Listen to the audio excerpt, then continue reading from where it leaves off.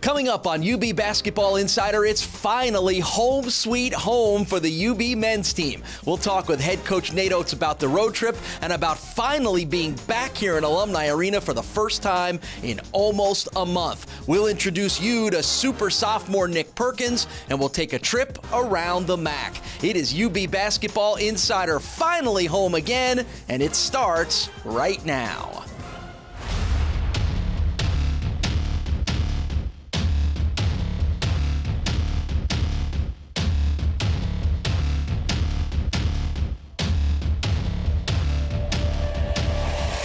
Side Hamilton, entry pass to Perkins, spins on Kinniston, banks in the shot from the left, blocks.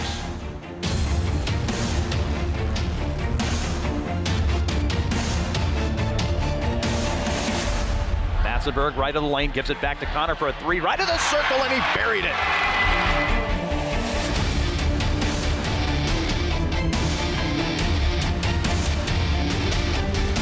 But grabbed out top by Hamilton. Lake takes it around a smart pick, pulls up for a three straight away and knocked it down.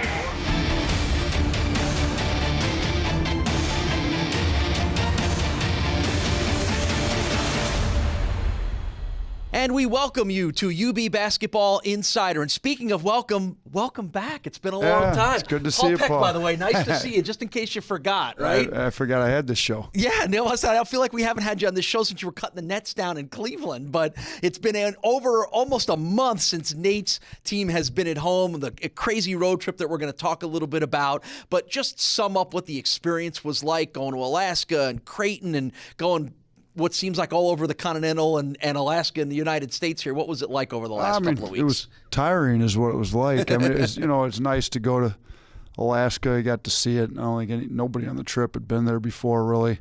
So, that was nice. It's pretty up there. There's not a whole lot to do, though, while you're getting ready for games. So we went to some conservatory, they had some bears, some moose, there you go. Wolves, all the animals you want to see in Alaska, and we saw that the first day there, and then we kind of played games and had some practices and tried to get better as a team while we're up there, and then we came home and we didn't get to come straight home. We had to stop through Creighton. Creighton was playing pretty well at the time, and we were on the end. I think that was like by the time we played that game, it was about our 10th straight day out. Yeah. So we kind of ran out of legs and ran out of a little juice there in the second half of that game. But overall, got to play some pretty good competition, spend a lot of quality time together, and kind of get to know each other a little bit better. And learned a lot about your team. We'll talk about that in a moment, but at least for the moment, you're back home. It's a 2 o'clock tip-off today here at Alumni Arena against Coppin State. How much do you know about the Eagles other than they haven't won a game so far this year? Yeah, we talk about our tough schedule. Their schedule's ridiculous. Like, they've gone all over the country. They're playing back to back to back in all different parts of the country. Coach Weitzel told me what their schedule. I couldn't believe it. So they it's hard to win doing that. So their record's not great, but they've got decent athletes. They want to trap, which we've had problems turning the ball over. So the way they play defense kind of plays into forcing turnovers, and they want to drive, get in the lane, and our problem on defense, but we foul too much. So the two things they do well have kind of been our weaknesses. So, we got to get a lot better at both of them, and hopefully we have gotten a lot better, and we'll see today. Yeah, Clemson, Georgetown, Utah, and coming off a loss at Akron are some of those games that Coppin State has played so far this season. So that's today at 2 o'clock here at Alumni Arena. Let's go back and look at some of the games on the road trip, and I want you to kind of tell me what your positives and what you learned about your team in some of the games. The most recent one was this past Wednesday, an 84-79 loss at Pitt. You get C.J. Massenberg back, so you finally get your team back on the court for the first time. Yeah, C.J., that was the first game he played. He missed the first 8 games with the mono, and we missed him a lot, probably more than maybe we even thought originally. We struggled turning the ball over, just kind of getting set, and different guys had to play different roles that they shouldn't have had to play if he was there. But you know what? Injuries and sickness and illness is kind of part of the deal, so you got to figure it out. So, not to make an excuse, but it was sure nice to get him back out there. Our turnovers, I think we're averaging about 18. They got cut to 8 against Pittsburgh, so did a lot better job with that. We just had the rough start to that game. If we if we'd come out of the gate a little stronger. And, it took us a little bit to adjust to a few of their things. And once we adjusted, after we got down, basically the last 25 minutes of that game, we outplayed them by about 20 points. It's just we dug ourselves way too big of a hole in the first 15 minutes of that game. Yeah, well, you touched on a couple things already that we've seen your team struggle with and then start to figure out a little bit is the fouls and the turnovers. Are you starting to see some progress here as how much have you emphasized with the guys in practice about trying to eliminate those two things? You know what? And they both kind of play into the way we want to play. Offensively, we want to play fast and aggressive, which lends itself to a few more turnovers, and you got to live with a few. But, we had some ridiculous amount of them, and the guys got to clean it up. And I don't want to, reel guys back in that can make plays, but some guys trying to do too much, and, we've had to try to define roles a little bit more and get guys to stay within what they can do while still giving them freedom and still want them to play fast. I don't want to back off that, but we just got to be a little bit smarter with it. So I think we are making progress with the turnovers. Just we got to, and even some of the turnovers were a lot of offensive fouls that, which contributes to the other problem with the fouling. I think we have gotten better. We're still not where we need to be, but we've been playing some tough competition that's kind of exposed any weaknesses we got. So I think it's good to get exposed early, get your weaknesses figured out, get them fixed, and get rolling by conference play. What'd you learn about your team in the game against Creighton, a top 10 team that was amazing to watch athletically and is really going to be a team that's going to make a lot of noise the rest of the year? I think they got a chance to make the Final Four. I mean, they're big time, so they've got some pros on that team. I think we learned, it's a 2-point game at the half.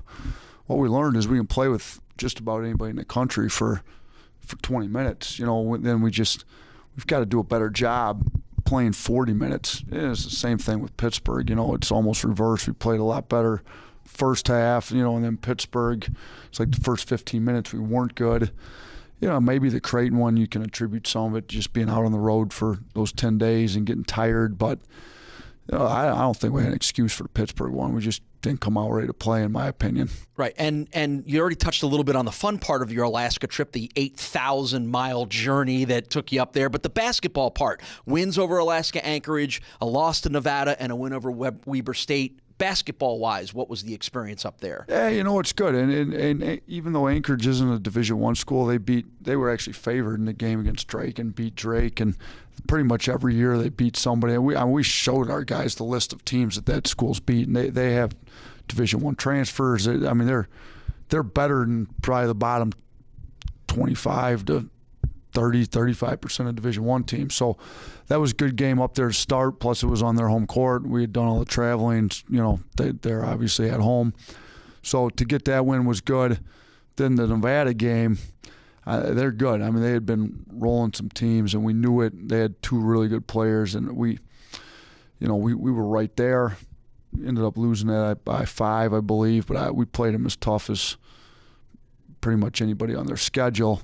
But I think our effort, we got a lot better up in Alaska, and few mistakes here or there, and we could have beaten Nevada, but that's not a bad loss in my opinion. Then we came back and played a good Weber State team, and they were good, and we figured out how to get a win in that game. Now we came out great in that one, and then we kind of let them back in it. We just got to get 40 minutes where we play real consistent, real high-level basketball, and that'd make us happy. Right. Well, and contributing to all this is playing what right now is the 7th toughest schedule in the nation. Well, we didn't talk a whole lot about one of the really outstanding players you've had so far this season. That is sophomore Nick Perkins. We'll do that when we come back on UB Basketball Insider.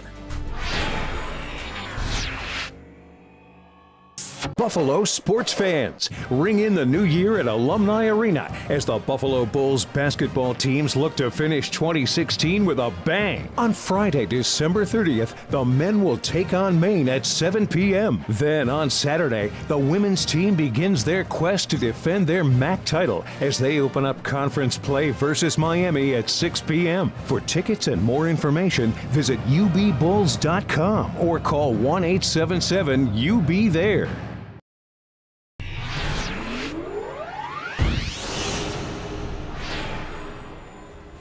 This segment of UB Basketball Insider is brought to you by CEFCU. For all your banking, insurance, and investment needs, visit your local branch or go to CEFCU.com. Welcome back to UB Basketball Insider. My name is Paul Peck. It was an outstanding freshman year for Bulls forward Nick Perkins, capped off by a 20-point performance in the NCAA tournament against Miami. Well, we should have known then what we're starting to see now. Nick is ready to step it up in his sophomore year. He is the focus of today's CEFCU Player Profile. Hi, I'm Nick Perkins, a sophomore on the men's basketball team. I started playing basketball like 4th grade. I was always bigger than everybody, and I just worked with like older people. They always let me play with the older kids, and I end up just getting better and better every year. And then around like middle school, people start to really notice my talent. And then like high school freshman year, and around 8th and 9th grade, that's when I really started to take it serious. When people started telling me like, "Hey, you can actually do something with this." Well, Oates, I played him my sophomore year, his last year at Romulus, so. He was recruiting me then. Well, he told me like, if I think I'm getting a college job. So when he told me he was at Buffalo, I was immediately talking to him. He was telling me he wanted me to come here. So it was we always had a pretty close-knit relationship since he was in high school coach. Bounces into his fellow freshman. Jordan streaks by defender, shovels to Perkins, who goes up and dunks, and he was fouled by Borges. What a play, 84-81, and now Perkins will go to the line after the dunk. Yeah, I'd say about halfway through the season, like once my confidence started to build and I realized what I could do in this league and just realized what I could do as a college player, I feel like I was like, I ain't really a freshman no more. I feel like I passed that limit, so I just went out and gave it my all, yeah. Like winning the MAC tournament with the guys was a great experience. I feel like we had like a lot of good players, so it definitely made the experience better for me with the amount of leaders we had last year on the team, and I was just able to come in as a freshman and step into a role where I just can be comfortable with scoring the ball, rebounding, doing things that I'm good at. Bearden on that right wing, gets inside the arc, behind the back pass to Hamilton, head of the key. Left wing Perkins will try a three, why not? Why not? It was funny, Blake Hamilton faked the three to get the pass to Nick Perkins because he knows how hot he is, and the freshman knocked down his 3rd straight three. Nick Perkins shot 28% from three during the season before today. Oates just kept talking to me about I'm going to be open a lot on the pick and pops and just be ready to shoot like how I was all year, and I was able to get a lot of great open shots and I was able to knock them down, so I did like a lot of running in the off season, just working on my body with Nate Harvey in the weight room, just put on a little more muscle and slim down. I'm looking to get back to the NCAA tournament and this time hopefully win a couple games. We didn't got there the last 2 years and we keep losing that first game. I feel like it's time to get over the hump, but we got to get back there we got to win the MAC tournament and get back there first. Well, Nate, the updated numbers on Nick, 15 points a game, 7.2 rebounds. That's double his scoring average from last year. He's number 2 on your team in points, number 1 in rebounds, number 1 in blocks. What is it that has helped him elevate his game so far? I think he got a little confidence there at the end of his freshman year, leading scorer against Miami in the NCAA tournament with 20. And I think he really worked hard in the offseason. I think people notice a significant change in just his body form. He got in the weight room, really worked hard, kind of changed his body to where he's put together pretty well now, and and he's in better shape, can run a little bit better and move a little bit better. And he's shooting the ball at a decent clip. We're still trying to get him to go inside a little bit more, but I think you saw him in the Pittsburgh game and then also in the St. Bonaventure game. He did get inside and really was able to dominate both those teams. I think he had 24 and 23 in those 2 games. So hopefully we can keep him rolling, inside, get him to even rebound it a little bit more. I know he's leading our team. We're trying to push him to get closer to 10 than 7. So, we want him to continue to get better in some areas, but he has made a lot of improvements. His effort's been, great. His attitude's been good, and I think he's being rewarded for a lot of work in the offseason. I think we'll see it a little more when you start MAC play, but there aren't a whole lot of really athletic big men in the MAC to begin with. But to have an athletic big man who can also pop out and shoot threes is a really nice advantage matchup-wise for you. How do you figure to be able to use that? Yeah, you know what? We started using it in the last month year because he was shooting them, and we had that whole package for him ready for the Miami game, and it worked. Their center was one of the best centers in the ACC, and they only played him 14 minutes because he couldn't come out and match up with Nick on the perimeter.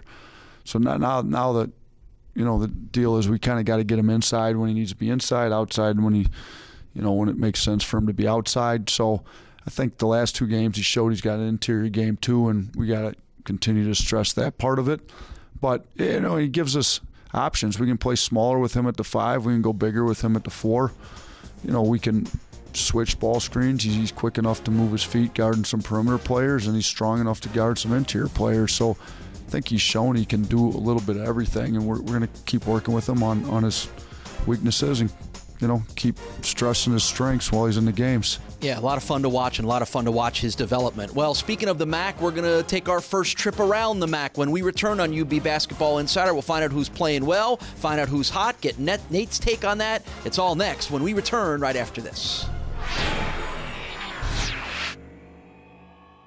Buffalo sports fans, ring in the new year at Alumni Arena as the Buffalo Bulls basketball teams look to finish 2016 with a bang. On Friday, December 30th, the men will take on Maine at 7 p.m. Then on Saturday, the women's team begins their quest to defend their MAC title as they open up conference play versus Miami at 6 p.m. For tickets and more information, visit ubbulls.com or call 1-877-UB-THERE. Welcome back to UB Basketball Insider. It is time to take our trip around the MAC and check in with the rest of the league's early season hoops success. The Kent State Golden Flashes have gotten off to a 6-3 start for their season, which included a trip to the Gulf Coast Showcase in Estero, Florida. Their most recent win was a 100-72 decision over Niagara. The Bulls will face the Golden Flashes in Kent, Ohio on January 17th, and then host them on February 21st right here at Alumni Arena. Over in the MAC West Division, Eastern Michigan has started their season at 5-3, with their most recent win coming against Detroit Mercy on November 30th. They are led by Ray Lee, who played high school basketball for Bulls coach Nate Oates in Detroit. Lee averages 19.1 points per game. Buffalo will travel to Ypsilanti on January 7th to take on the Eagles on their home floor. And the Bulls' biggest rival, the Akron Zips, have jumped out to a 7-2 record this year, with their most recent victory coming against Coppin State this past Wednesday. The Zips are led by big man Isaiah Johnson, averaging 15.2 points per game. They will certainly be battling the Bulls this year for the race to the MAC East title. Buffalo travels to Akron on January 28th, then hosts the Zips on February 25th. Well, I know sometimes it's difficult to draw a lot of conclusions, but what are you seeing early on from your buddies there and the rest of the MAC? You know what? It's going to be a tough league. Again, it's hard. Different people have different scheduling strategies. Like you said before, we've got the 7th strongest schedule in the country. Anybody. So we're playing by far the toughest schedule in the MAC. So, if you go look at the standings right now, it looks like we're not one of the better teams in the MAC, and I kind of like where we're headed going into conference play. And there's some teams that got really good records, and I don't know if they've really played anybody yet. So, it's hard to tell once you get into conference play. Halfway through, you really got a pretty good idea. But, I think Eastern's one of the teams over on the West. I think Central's surprising some people with, the kid Keene. They had a special on SportsCenter on him. He's leading the country in scoring, and he's putting some numbers up, and they want to play fast. So, he sat out last year as a transfer. Nobody was really figuring him into the equation. All of a sudden, he burst onto the scene like he did. So, Those two are playing really well. Akron's good again. Obviously, Ohio's good again.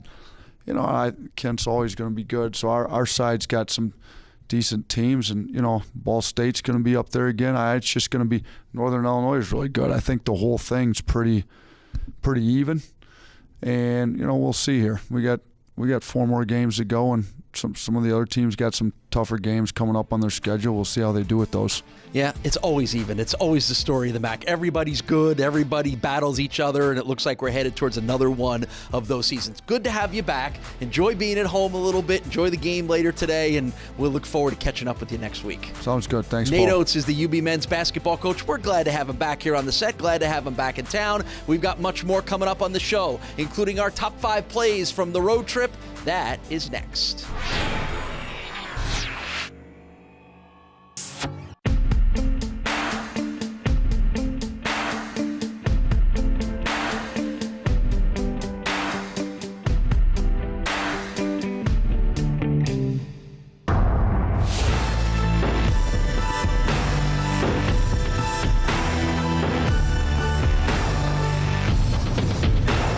tenacity, ambition, purpose. Here, it's not just what we do, it's how we do it.